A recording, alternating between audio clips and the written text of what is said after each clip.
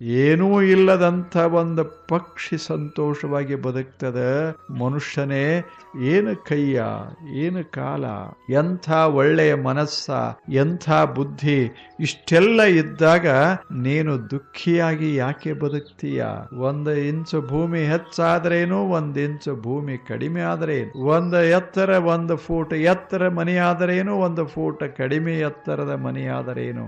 ಮನುಷ್ಯನೇ ಬದುಕು. ಮತ್ತೆ ಮತ್ತೆ ಭೂಮಂಡಲಕ್ಕೆ ಬರ್ತೇವೇನು? ಏನೋ ಅಕಸ್ಮಾತ್ ಬಂದೇವಿ. ಏನು ಸುತ್ತ ಮುತ್ತ ಸುಂದರ ಭೂ ಪ್ರದೇಶ, ಏನು ಹೊಳೆ ತುಂಬಿ ತುಂಬಿ ತುಂಬಿ ಹರಿತಾ ಇದೆ. ಇಲ್ಲೆಲ್ಲ ಭೂಮಿ ಚಲೋ, ನೀರು ಚಲೋ, ಜನ ಚಲೋ. ಇಂಥದರ ಮಧ್ಯ ಯಾಕೆ ಮುಖ ಗಂಟು ಹಾಕೊಂಡು ಬದುಕ್ತೀಯ? ಆನಂದವಾಗಿ ನಗತಾ ಬದುಕು.